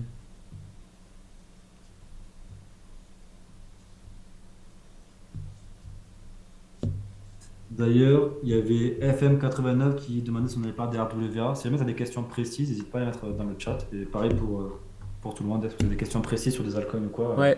Allez-y. Mais du coup, pour revenir sur le graphe, il a bien poussé. C'est quand même assez positif, là, les poussées qu'il a fait. Hein. Donc, je vous invite à creuser s'il y en a qui veulent creuser du côté de GME, parce que c'est quand même assez pertinent. Et j'ai parlé de quoi d'autre aussi? Pixel, c'est un gros market cap, pour le coup. À contrario de GME. Donc là, il faut faire gaffe aussi à l'inflation. J'ai pas recheck au début du live. On est où, là? On a fait le plus gros, pour le coup, donc ça devrait pas être trop problématique. Là, c'est février 2025. En vrai, ça devrait aller au niveau de l'inflation. J'ai pas tout le tracking. Même, il me manque une grosse partie du tracking. Donc, faites gaffe. Il faut vérifier là ce qui se passe dans les 70% que j'ai ici. Mais si globalement, les 70% ils correspondent bien à ce que j'ai ici par rapport au tracking sur CryptoRank, normalement, on devrait être tranquille au niveau de l'injection monétaire. Mais prenez le temps quand même de vérifier si ça vous intéresse de prendre une position. Allez pas dessus juste parce que j'en parle. Mais effectivement, si ça correspond à ce qu'on a ici, ça devrait pas être du coup un problème. Bien au contraire. Et le move est quand même assez pertinent là pour le coup. Donc après, je vous invite à creuser plus que ça au niveau de l'analyse fondamentale. Mais effectivement, c'est quand même pas dégueu. Hein. Et Pixel, on est sur un token beaucoup plus gros. C'est un peu du même market cap que Magic pour le coup. Mais Pixel, on est sur un jeu. Ouais, Donc quand faites même. gaffe, ça a tendance à être plus volatile. En termes de tokenomics, ils n'ont pas beaucoup émis. Hein. Ça va s'accélérer en plus. Bah là, on est quoi là? On est juin. J'ai aucune notion des mois à chaque fois, c'est terrible. On est juin, on passe de 36, on passe de 20 à 36. Sur un an, on rajoute à peu près 50% de la supply. Pour un jeu, ça va. Après, c'est quand même un gros jeu. Market cap, on reste quand même assez haut. Ouais, ça C'est fait... un gros jeu, mais le jeu en soi, il est pas non plus fou, hein, dans mes souvenirs, à moins que ça Bah fait ouais, un ouais. jour. Après, c'est le jeu qui peut faire de la hype aussi, donc affaire à suivre. Mais ouais, un peu moins impactant, on va dire, sur Pixel, parce que c'est déjà un gros market cap. Mais du coup, côté de GME, là, et c'est que ce que j'ai cité, et je pourrais en citer d'autres, etc. Et puis avoir des choses pertinentes aussi sur le marché. Mais déjà, là, pour le coup, on a quelque chose qui peut être déjà à beau potentiel aussi du côté de GME. Donc, je vous invite vraiment à creuser avant de faire quoi que ce soit, du point de vue de vos stratégies. Mais ça peut être pas dégueu. Je reviens un petit peu sur ce que j'ai chill, j'ai pris toute une liste là, et il y a pas mal de RWH justement qui avait pump. Casse pas, qui n'arrête pas, qui est en mode ATH. Ena qui est très très beau, pour le coup, qui est vraiment très très beau. Au niveau de Tao, je reviens dessus, parce qu'effectivement, je l'ai cité également en public, et j'en ai refait un audio là-dessus. D'ailleurs, l'audio que j'ai fait tout à l'heure sur le Telegram, sur celui-ci, si c'est une question qui vous parle, ne serait-ce qu'un minimum, j'ai approfondi d'autres trucs aussi qui correspondent à ça, par rapport à l'influence, par rapport aux sources d'informations, etc. Donc n'hésitez pas à les recheck. J'ai fait vraiment un podcast là, full valeur de 11 minutes aussi. Mais bref, par rapport à Caspa, à Tao, pardon, on en avait parlé précédemment, on en a reparlé dans le live d'hier, on a parlé au fur et à mesure des lives, on avait vraiment une localisation qui était juste insane parce que on avait le support qui était ici, on a la zone de recharge qui est ici, on a le biseau qui a cassé, donc figure haussière qui vient de casser pour le coup ici. Là, on vient de le casser. On vient rechercher dans la zone de localisation, on vient retaper ici. Donc, c'est pas dit qu'on reparte forcément. Mais si on vient recharger ici, on peut très bien casser. Et là, on a quoi? Épaule, tête. Épaule, ça devient ultra brouillon avec 50 000 dessins au même endroit. Mais on a vraiment un signal haussier qui pourrait aussi venir se valider en plus et se structurer. Donc, c'est pas encore fait. Mais en tout cas, les localisations, et c'est ce que je disais précédemment sur Tao, là, sont actuellement très intéressantes. Et ça, moi maintenant, j'ai fait le suivi public. Hein, parce qu'on m'a dit, oui, c'est trop beau pour être vrai. Parce que clairement, moi, je l'ai acheté ici. J'ai repris les profits, je crois que c'était par ici et par ici. Je l'ai racheté littéralement ici à plusieurs fois en mode DCA. J'ai revendu, je crois que c'était ici et 600. Je sais pas, celle-ci et celle-ci, je crois. Par ici. Et là, je l'ai annoncé. Et j'ai racheté vers les 376, moi. Donc voilà. Là, c'est dit, c'est pas un conseil d'investissement. Mais vous avez mes moves. C'est donné. Cadeau. En termes de fonda, il me semble que Tao aussi sont en train de régler pas mal de choses sur leur blockchain, notamment avec des validateurs qui étaient là juste pour pomper les Tao qui avaient en récompense. Ah ouais, bah ça. Et donc du coup, de faire un peu de ménage autour de ça. Ils vont aussi augmenter le nombre de subnets qu'on peut avoir. Donc plus de Tao qui vont rester bloqués dans les subnets pour pouvoir justement utiliser le réseau. Donc pas mal de choses intéressantes. Et comme je disais par rapport au Wall Street Cheat Sheet, c'est-à-dire qu'au sentiment global par rapport à l'IA, par rapport aux autres narratives, pour moi, on serait potentiellement sur une corrélation de panique. Donc ça peut prendre encore un petit peu de temps avant de vraiment reprendre de la force sur l'IA, d'accord? Mais c'est clairement le mood que je voyais. Et donc ça peut prendre un peu de temps encore à temporiser sur Tao. Et pourquoi pas aller chercher à la limite une zone de liquidité en bas, on vient faire un coup de pression, on vient chercher l'équité pour repartir, ça c'est clairement possible. Hein. Ouais, Mais ce sera pas forcément le cas, il faudra voir comment ça évolue. Si on vient chercher ici, il y a clairement une confirmation en plus bullish à aller chercher. Mais ça peut reprendre un petit peu de temps avant de vraiment reprendre sur l'IA. Mais moi, j'y crois quand même assez fort sur l'IA de toute façon. ouais. Moi, ce scénario que tu as montré, j'y crois pas énormément, surtout si on a le marché dans sa globalité qui est en train d'augmenter, notamment avec Ethereum qui pourrait mener la danse. Ouais. Bah ça dépend toujours, encore une fois, toujours pareil, est-ce qu'on a des secousses court terme sur BTC Ether qui incitent le reste des alts à prendre cher ou pas dans l'instant T, quoi. Ouais, tout à fait, tout à fait. Ena, elle est ultra bullish et on en parlait juste avant en off, c'est que on a des tokenomics qui évoluent. On a des tokenomics qui évoluent et là on n'a pas d'injection monétaire avant avril 2025. Donc avril 2025, ça fait quasiment un an. Donc là, on est tranquille pendant un an. Et rappelez-vous notamment de ce qui a fait aussi l'avantage, notamment de Hondo. Donc il n'y a pas que ça, parce qu'il y avait BlackRock derrière. Mais c'est aussi sa tokenomics. Parce qu'on n'a pas injecté, comme sur Celestia aussi, où pareil, ça a fait pas mal de bruit au début. Parce que c'est pareil, la tokenomics était du même mood. Donc on a de plus en plus de ce genre de process qui arrive sur le marché. Et là, Ena, c'est un protocole qui génère... vous pouvez aller voir sur Token Terminal. C'est un des protocoles qui génère le plus de Revenu? de revenus, ouais, de tout l'écosystème. Hein. C'est insane. Parce que je me rappelle que quand déjà était sorti, ça avait fait un buzz justement monstrueux parce que justement, il faisait des revenus astronomiques. Ouais, d'ailleurs, je fais un petit rappel pour ceux qui veulent un potentiel airdrop saison 2 sur Ethena. J'avais fait une vidéo sur ma chaîne il y a déjà un mois, donc si jamais c'est pas encore trop tard, donc allez faire un coup d'œil.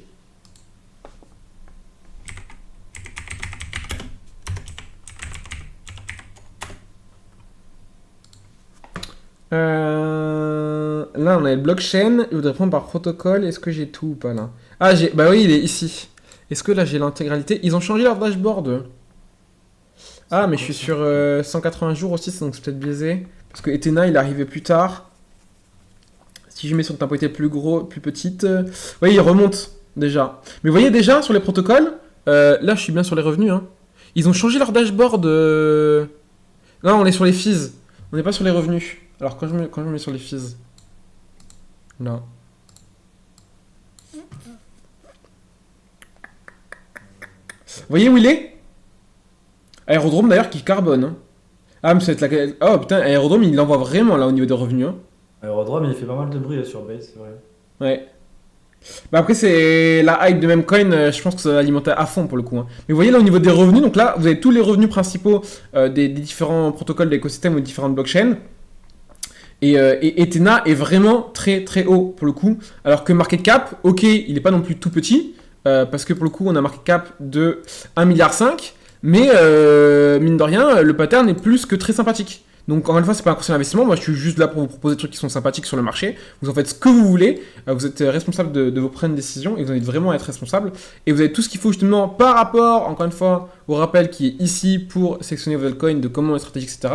Et si vous avez besoin de plus creuser, de prendre en confiance, voire être plus précis sur vos process, n'hésitez pas à passer en privé parce qu'on a tout ce qu'il faut en termes d'accompagnement pour vraiment aller chercher un maximum de résultats pendant votre bull run et pas faire une moins-value de dingue qu'on voit à chaque fois. Et on le voit, hein, les avant-après, des personnes qu'on accompagne, c'est un shift direct, ne serait-ce qu'au bout des quelques premières heures parce que déjà, on met des process de stratégie, des vraies stratégies en place, etc.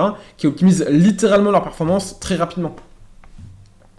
Et tu me disais du coup, Kaneki officiel, c'est celui-ci ou pas? Non. Non. Oh non! Tu m'as perdu. Vas-y, mets 0x4, ouais, tu m'as. Il est là.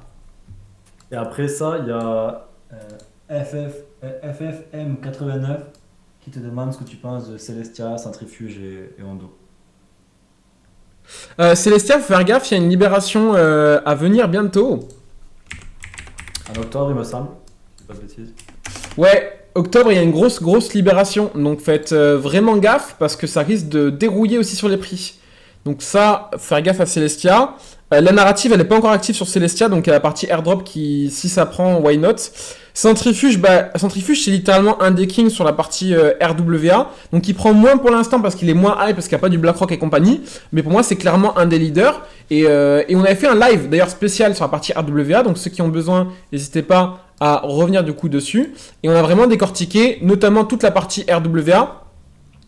sur les principaux leaders, les principaux candidats pertinents qui étaient disponibles dans l'instant T, là qui est juste ici, il avait fait un petit peu de vue d'ailleurs, et donc n'hésitez pas à les reprofondir si besoin sur la partie RWA si ça vous intéresse. Mais ouais, ces centrifuges, clairement ça fait partie des plus pertinents et des plus solides, et le market cap est pas si gros que ça en plus sur centrifuge, hein, donc ça reste quand même assez intéressant. Après les tokens, sur beaucoup de RWA, ils servent pas à grand chose. Hein. C'est comme Ondo, le token, il sert quasiment à rien aujourd'hui. C'est juste de la gouvernance, donc clairement, c'est plus de la hype qu'autre chose. Mais c'est pas négligeable. Par contre, Ondo, c'est pareil. Ondo, attention, il faudra anticiper. Il y a une grosse libération à venir. C'est début 2025. Donc, il faudra faire gaffe. Faudra faire gaffe. On fait littéralement x2 sur le market cap actuel, donc faudra vraiment faire gaffe. Là, par exemple, la FDV, donc la valeur totale diluée, elle est aberrante. Genre, ça n'a aucun sens. Et même là, on sait très bien que les 2 milliards là, c'est plus une anticipation de si le token gagne en utility ou gagne en pertinence, etc. Plus que ce qu'aujourd'hui, que le marché le price parce qu'effectivement, il y a BlackRock derrière, qui a des vrais produits derrière. Mais le token en lui-même, il sert à rien en fait. Donc c'est juste une anticipation de potentiellement si le produit pourra de la valeur. Et en vrai, c'est aussi un jeu de spéculation parce que les gens ont compris qu'ils voulaient faire de l'oseille. Du coup, ils continuent aussi à pousser le truc. Donc personnellement, est-ce que j'irai acheter du Hondo aujourd'hui? Non, clairement pas. Parce que je suis déjà dessus depuis le début en vrai. Depuis les 17 centimes. Mais et ça fait déjà un beau multiple. Donc je suis biaisé par rapport à ça, mais est-ce que c'est un token qui peut continuer de pousser? Oui, en ça oui. Mais il faudra faire gaffe à la libération. Est-ce que tu as des trucs à chill, monsieur Kaneki, ou pas? Est-ce que j'ai des trucs à chill? Il y avait Spectral que j'aimais bien. Ah, bah justement, j'ai regardé ta super vidéo YouTube et j'étais assez d'accord avec toi. Surtout sur les tokenomics, il n'y a pas de libération de tokens qui sont avant un an. Je crois que c'est vers avril 2025 ou mars, je crois que c'est mars plutôt. C'est si je me souviens bien, c'est un projet dans tout ce qui est agent autonome sur de l'IA. Donc aussi très intéressant, c'est une niche dans la niche de l'IA qui va avoir vraiment le vent en poupe dans les prochains mois, je pense en tout cas. Donc pas mal en tout cas. Niveau market cap, on est plutôt faible. Ouais, il est à jour, ouais. On est mitigé quand même un peu, hein. Pas dire mitigé. Bah, il est pas très gros, mais il est pas non plus tout petit, quoi. Mais ça va. Non, mais pour l'instant, en soi, 150 millions, en vrai, ça peut. Ouais. On peut aller chercher un x10, logiquement. Dans la phase, en tout cas, parabolique du bull run, ça serait pas déconnant. Ouais. Ouais, clairement, c'est faisable, hein, clairement. Donc ouais, assez pertinent pour le coup, le petit... aussi, attends, si je dis pas de bêtises, tu peux aller sur leur site, hein, et je crois qu'ils ont un partenariat avec Samsung. Même on peut le voir directement sur CryptoRank en fait. Vu l'heure, à mon avis, on fera pas de meme coin aujourd'hui parce que là, j'ai encore pas mal de trucs à chill qui sont quand même assez pertinents et du coup, les meme coins ils sont un peu secondaires. Mais de toute façon, on a déjà parlé des To Be Free là, du club des 4 mousquetaires là, avec. Moi, je vais mettre une petite. Je vais peut-être jeter une pierre à l'eau, ou je sais pas comment on dit. Une bouteille à la mer. Il y a l'euro qui va commencer bientôt. Est-ce qu'on pourrait avoir des meme coins sur des joueurs de foot ou quoi? Ah, c'est clairement possible. Ouais, ça c'est une bonne, c'est smart, ouais. Franchement, de toute façon, les meme coins, ils vont. Maintenant, c'est sûr et certain. Hein. Je vous le dis, hein, parce que maintenant, ça c'est de plus en plus en mode usine et ça se professionnalise. Il y a carrément. Je suis sûr qu'il y a clairement des agences marketing spécialisées en création de meme coins, c'est sûr et certain. Et qui vont en faire en chaîne à la suite. Parce que, en plus. Ça, on l'a vu avec les NFT, c'était déjà le cas. Et moi, je vous le dis parce que j'ai des collègues qui ont fait ça. Bon, ok, on juge de la notion de borderline ou pas, c'est leur problème. Mais qui ont, des fois malgré eux, des fois il y en a qui le savaient, ils s'en battaient les couilles, c'est leur problème. Mais certains qui ont fait des projets à la chaîne et qui avaient une agence marketing et qui n'arrêtaient pas d'arriver à avoir des nouveaux clients qui voulaient lancer des projets, ils aidaient leurs clients à lancer des projets, eux ils se faisaient rémunérer en échange, et donc il y a littéralement des usines à créer comme ça des mini Ponzi sur la chaîne, donc faites super gaffe, parce qu'il y a plein de personnes où dès qu'il y a un peu de hype ou qu'il y a une ouverture de marché, il y a plein de personnes qui vont vouloir exploiter votre avidité à vous sur le marché pour prendre aussi votre oseille. Donc faites super gaffe à ça, parce que vous allez voir que plus on va avancer sur les mêmes coins, plus on va avoir des Ponzi en chaîne, des Ponzi en chaîne, des Ponzi en chaîne, et ceux qui font pas gaffe, ils vont se faire purger dans le marché, ils vont se faire cash grab leurs capitaux, c'est sûr et certain. Yes, tout à fait. Et si on revient sur Spectral, on peut voir là que Samsung, ils sont dans les... Mais il y a Franklin et tout, genre c'est très lourd. Hein. J'avais même pas vu Franklin Templeton, il y a Polychain, Circle. Ah ouais, mais après, Google soutenu aussi, par, ça veut dire quoi, tu vois? Parce que des fois, bon. Ça, c'est une bonne question. C'est la question à 10 millions là. Mais en tout cas, ça fait joli sur le papier, quoi. En tout cas, c'est joli sur papier. Mm. Il me semble que j'avais vu comme quoi il pourrait être intégré directement dans les téléphones Samsung. Maintenant, est-ce que c'est vrai, est-ce que c'est pas vrai, je sais pas, mais toujours est-il que voilà, ça fait beau comme tu dis et ça peut ramener de la hype. Ouais, clairement. Ça peut faire un joli objet brillant, tout ça. Ouais, ouais. Moi, j'avais quoi d'autre à chill là? ENA, j'en ai parlé. J'ai toute la partie RWA, RWA, RWA, RWA, RWA. On a STX sur la partie de Bitcoin qui est en train de reprendre de la force. Tiens, avant de repartir sur Ethena, retourne sur ma chaîne pour leur montrer la vidéo, qui était vidéo airdrop sur Ethena. Ouais.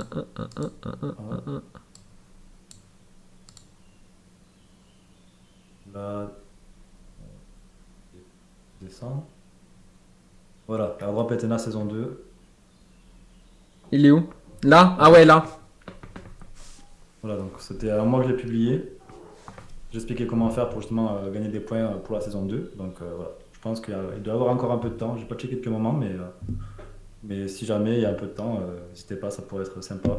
Il me semble d'ailleurs qu'ils allaient distribuer des tokens à la fin de l'année. Donc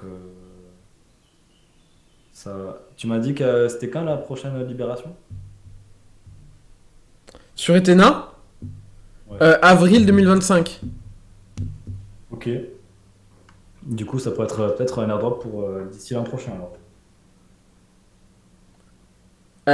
Bah, faut voir si la libération est corrélée à l'airdrop, mais c'est possible, ouais. Donc potentiellement, il y a encore le temps. À vous de faire vos recherches. On me dit ça, il y a peut-être une opportunité de farmer aussi sur Ethena. Dis ça, rien, dis rien. Du coup, donc oui, pour continuer dans le chill, on a STX qui reprend un méga force. Donc pareil, si vous croyez à la narrative de l'écosystème Bitcoin, et encore une fois, on vous renvoie à la vidéo qu'on avait fait directement sur la chaîne, qui est juste ici. On avait parlé des différentes narratives là-dessus. Donc si vous croyez à la narrative de Bitcoin, pour le coup, aujourd'hui, jusqu'à présent, c'est littéralement le leader incontestable, Stax. Et on a différents outsiders qui arrivent également, qu'on avait déjà évoqué d'ailleurs plusieurs fois. Notamment le petit Merle. Et qui est quand même assez pertinent. Donc, je dis ça, je dis rien, mais moi, il se pourrait que ce soit le fameux token que je vous parlais tout à l'heure, pour ceux qui ont suivi, et qui est quand même assez pertinent. Donc, le petit Merle, pareil, on a quand même une bonne libération, donc il faudra se méfier aussi. Ouais, moi, elle me plaît vraiment pas du tout. T'as dit quoi? Ça t'inquiète pas du tout? Ouais, elle me plaît vraiment pas du tout. Ah, elle te plaît? Ouais, ok. Moi, je me fais pas trop de soucis en vrai, donc là-dessus. Peut-être que je m'intéresserai plus au prochain Blue One. Quand il aura déjà fait x25. Quand il aura bien retracé après la dilution, surtout. Non, mais après, ça va. Regarde, d'ici. En vrai, d'ici août, Ah, tu prends du 2-3% par mois. on enchaîne 25%. Ouais, j'avoue que c'est quand même assez conséquent. Après, c'est un market cap qui est. Franchement, faut voir qu'en fait, comment la narrative elle prend. Mais c'est vrai que ça peut mettre un coup aussi au pricing, ouais. Ouais, moi, c'est vraiment le seul truc qui me dérange. Surtout que c'est l'airdrop qui est distribué au début de ce que j'avais vu. Donc, parce qu'il y a un vesting sur l'airdrop qu'ils ont distribué. Écosystème. Donc, ouais, c'est un peu ça qui me dérange. Maintenant, en fait, s'il y a de la hype, ça peut très bien monter. Donc, Ça, encore une fois, ça va attention. dépendre en fait du sentiment, comment ça prend et. Ouais. Pourquoi pas, en fait, prendre des profits de manière un peu plus agressive que sur un token avec une tokenomics qui est pratiquement déjà relâchée. Ah bah c'est sûr que si ça pompe à fond et que ça pump à fond, faudra pas être trop agressif sur la prise de profit. Enfin, faudra pas être trop gourmand sur le fait de pas prendre de profit. Donc faudra effectivement anticiper que y a quand même l'injection aussi à venir et que la prise de profit peut être aussi agressive, quoi.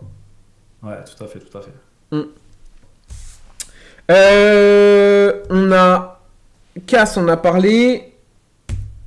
Spec, on a parlé. Tu m'en parlais d'ailleurs en off, ton token préféré. Et je sais que la communauté francophone, ils sont en mode. J'en parle dans ma vidéo vendredi, j'ai pas encore eu le temps de in et. Ah là là là là là là. Ah non, elle a pas bien retracé. Après, ce que j'allais dire, il est en train de retracer, il est en train de t'attendre là, tu vois. Ouais, ben qui m'attend encore un peu. La bougie, on a un beau rejet, mais c'est vrai que la mèche est quand même plus que sympathique là pour le coup sur Ouais. En Alephlum. plus, Donc c'est un. c'est fou, ouais, parce que j'en ai parlé vraiment au bottom du bottom là sur ma vidéo de vendredi, vous pouvez aller voir. Il est trop Et, fort. euh, et là, il sort vraiment. Il était dans un beau biseau de Bisous, ouais. compression aussi. Ouais. Un beau bisou. En plus, c'est un projet qui est très très intéressant également. Donc, Moi, je trouve que c'était quand même un peu biaisé par la hype francophone, ouais. mais why not? Je crois que c'est un fondateur francophone en plus, non? Je sais plus, mais je sais qu'il y a une partie de la team qui est francophone, ouais. Parce qu'il y a. Comment il s'appelle? Il y a Antoine de Blockchain Addict là qui m'a dit qu'il avait eu en interview. Donc, Ok, si jamais, big up à eux aussi. carrément, avec plaisir. Mais ouais, et donc là, il se repose notamment sur le sharding, pour ceux qui veulent la tech, entre autres. Mais ouais, ça fait quand même pas mal parler de lui, et le projet est quand même pas dégueu. Donc là, belle relance, en tout cas, au niveau d'un point de vue graphique, et sur une zone d'équité qui est quand même en plus pas trop dégueu.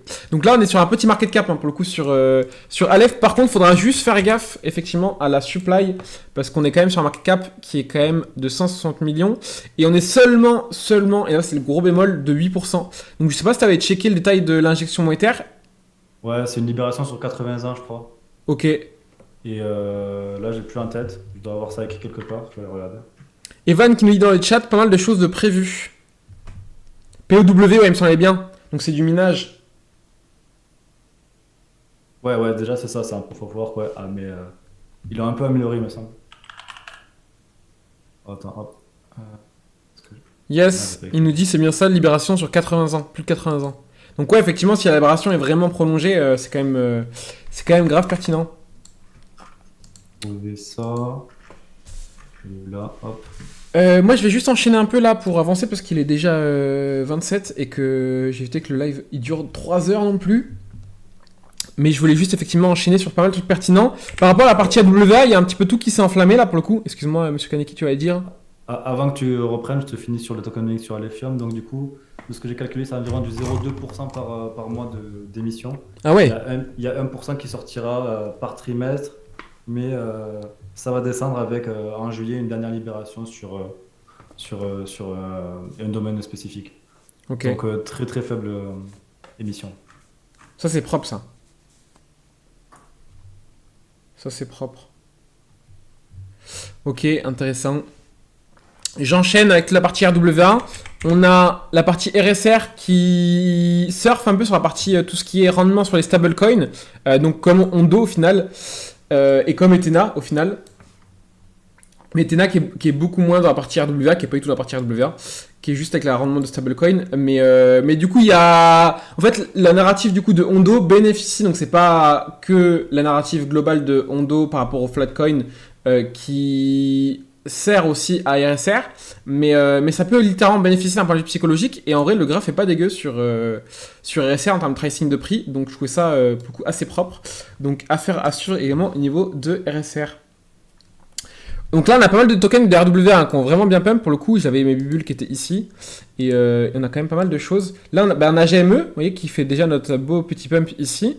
Dans les top perfs aussi sur la semaine.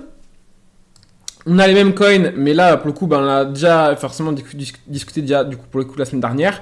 Mais là, je vous laisse en autonomie sur, comme par exemple, notre fameux Jasmine qui fait tant de bruit actuellement, le fameux Bitcoin japonais, etc. Bon, déjà, quand j'entends ça, moi, ça m'en dit long, quoi, entre guillemets, en termes de pertinence. Mais bon. C'est Luffy qui l'a créé. C'est qui? C'est Luffy. Ah ouais? Ben ouais, Luffy avec son équipage là, dans One Piece. Ah, j'ai pas la rêve, désolé. Ma blague à foirer, merde. Elle est tombée à l'eau. Elle est tombée du bateau. Ah, bah, c'est des mangas quoi, c'est japonais. Bref, Ouais. du coup, ouais. Ouais, Ouais, j'ai compris que c'était One Piece, mais du coup, elle est tombée du navire, là, la blague. ouais, c'est ça. Même coin, même coin. On a de la GameFi aussi qui revient ici. T'avais Note aussi, un même coin sur l'écosystème Tom Ouais, qui avait bien qui pump, fait ouais. Je retrouve pas de RWA, au final, pas tant que ça. Le fameux ND qui est en bas à droite, là, à bas à Dust, gauche. un mot qui a pris 10%. Ouais, mais j'en vois pas tant que ça, tu vois.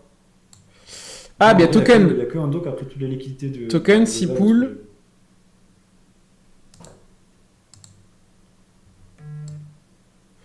Token, 6 poules. Bref, je peux tous les faire, mais... Je vais directement sur les graphes. Mais on avait du coup RSR qui était quand même propre. RSR, donc niveau market cap, je vais le reprendre ici limite. Ce sera plus simple. Donc RSR, là on est quand même sur un market cap qui est quand même assez gros. Donc c'est quand même un token qui est quand même assez ancien et quand même pas mal d'idées pour le marché. Inconvénient, il a quand même fait déjà un cycle. Donc vous n'avez pas forcément non plus faire des perfs incroyables. Mais si ça prend bien au niveau de la narrative par rapport au stablecoin, ça peut quand même prendre pas mal. On a token Phi qui est effectivement les top perfs là pour le coup qui pousse à mort. Et le graphique est particulièrement sympathique et particulièrement pour le coup haussier en termes de traction sur le token. C'est quand même assez puissant et il a fait déjà une bonne traction en plus.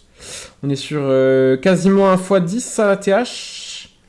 Ouais, on est sur un x10 à la TH. Donc c'est pas dégueu pour le coup. Et ça reprend fort pour le coup sur le graphique. Donc attention, là pour le coup bémol, on a seulement 15%. Donc il faudra faire gaffe aussi au niveau du détail de la libération. Et là, j'ai pas le tracking. Donc il faut aller voir par vous-même le détail de l'émission pour le coup sur Token Phi. Mais le traction de prix est vraiment très pertinente. On a True qui pousse à fond aussi.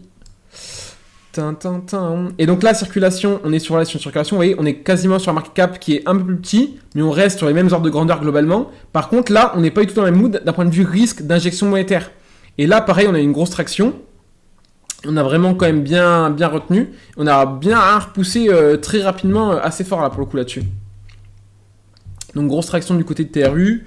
Je vous mets que ceux qui ont plus de traction, hein. Comme ça je vous laisserai checker en autonomie de votre côté.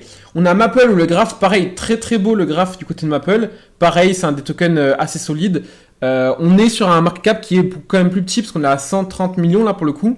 Et le graphique qui est particulièrement sympathique sur, du côté de Maple. On a Rio évidemment qui ne cesse de pump. Attention, ça me revient souvent là sur les market cap. C'est biaisé, il n'y a pas la libération, les datas sont pas bonnes. Donc ceux qui me disent oh là là, il est encore tout petit, encore 1000 et quelques ou seulement 13 millions de market cap, c'est pas vrai. C'est faux, pour le coup il est beaucoup plus gros que ça. Et il va être vers les 80 millions, quelque chose comme ça, très grossièrement. Donc c'est à prendre en compte. Et Rio, moi ce qui me dérange, c'est qu'il a fait déjà un multiple sur Realio ou pas? énorme. Hein? T'as des infos sur la tokenomics sur Realio ou pas? J'allais chercher les infos. Comme je te dis, on était vers les 75% après de dilution et ça restait raisonnable. Après, moi, ce qui me dérange, c'est quand même des très très grosses perfs sur Rio. Donc, moi, aujourd'hui, à mon sens, rentrer maintenant sur Rio.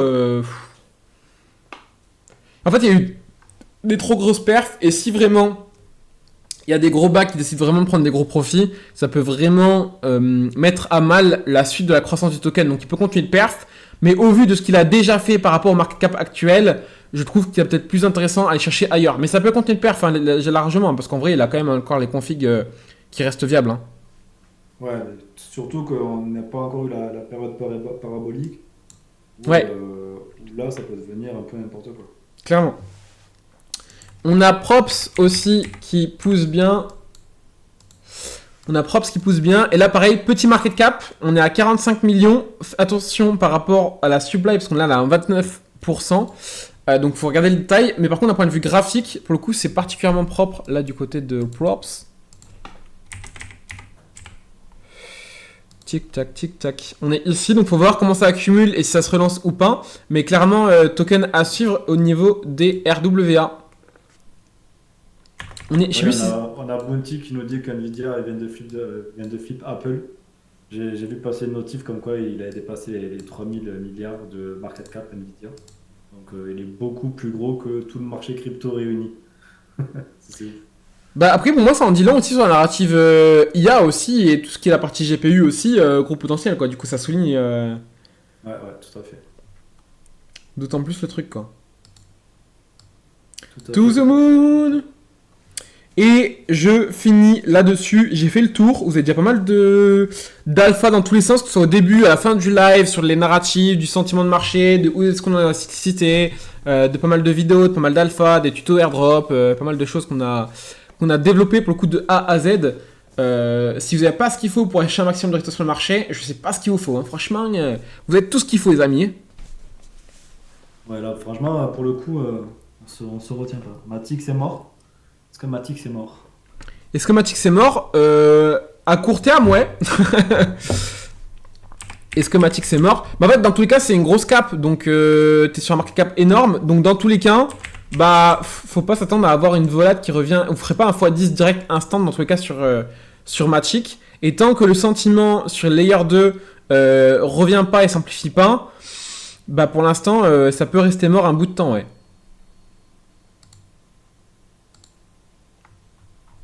En tout cas, je vois pas une méga hype revenir d'un santé du jour au lendemain sur Magic pour l'instant. En tout cas, ça continue à bien accumuler, donc si jamais ça doit revenir, ça pourrait quand même bien exploser. Oui, mais après, pour l'instant, court terme, tant que j'ai pas de signaux, un minimum de pression acheteuse qui part, parce qu'on est plus dans une accumulation qu'autre chose, donc tant que l'accumulation n'est pas terminée. Ouais, tout à fait, je parlais pas du tout en court terme. Oui, moi je parlais vraiment court terme quand je disais ça, pour le coup. Ok. Mais oui, il faut pas négliger pour celle de Matic parce que mine de rien, c'est quand même un projet quand même assez pertinent de l'écosystème. C'est pas un XRP éclaté ou je sais pas quoi, quel projet sans vouloir être méchant avec XRP, mais en termes de proposition de valeur et de performance. Elrond aussi. Hein? On peut être méchant avec Elrond aussi, si jamais. Ah là, on va faire des. Ça va, après il y a plus trop de fanboys extrémistes, je pense, de GLD maintenant, mais bref. Mais ouais, après, en fait, encore une fois, ça c'est quand même des gros market cap. À mon sens, c'est plus pertinent de s'amuser à suivre tendance, voir ce qui te fait de nouveau, les nouveaux tokens, les nouveaux projets, etc. Parce que de toute façon, c'est toujours là où il y aura le plus de volatilité, le plus de spéculation dans tous les cas. Donc, sur ce, dans le chat, est-ce qu'on est bon? Monsieur Kaneki, est-ce qu'on est bon? Un petit mot pour la fin. Tout est bon pour moi. Magnifique, Pour n'hésitez moi. pas. Mot pour la fin, écoutez, faites attention sur le marché. Hein. Magnifique. Ne vous endormez pas, rentrez dans les positions quand vous voulez rentrer dedans. Ne courez pas après le train, vous avez tout pour vraiment faire des beaux multiples sur le bull run. Donc, regardez bien les vidéos qu'on fait et si vous avez des questions, commentaires ou directement DM. Carrément. Et si vous avez besoin, formation gratuite, je vous la remets directement en bio, là directement dans les premiers commentaires, directement sur YouTube. Et si vous avez besoin pour le coup de vraiment optimiser de la perf, que ce soit la partie psycho, stratégie, choix de vos altcoins, les compétences d'analyse, que ce soit technique, sentiment, fondamental, etc., etc. Il y a vraiment tout ce qu'il faut pour le coup en interne. N'hésitez pas à venir en DM si vous avez besoin. On mettra aussi de plus en plus en avant au fur et à mesure, notamment avec divers ajouts de valeur. Merci à vous, mais surtout passez à l'action, bougez-vous les fesses. Des bull run, il n'y en aura pas 40, c'est maintenant qu'il faut en profiter. On peut avoir des corrections à court terme, mais le marché ne vous attendra pas. Et donc malheureusement, si vous ne profitez pas et que vous ne donnez pas les moyens à vous-même de profiter correctement du marché, malheureusement, il partira sans vous. Donc just do it. Nous, on se retrouve la semaine prochaine pour un prochain live. Et surtout, passez à l'action, c'est le plus important. Allez, bisous, à la semaine prochaine. Ciao, ciao.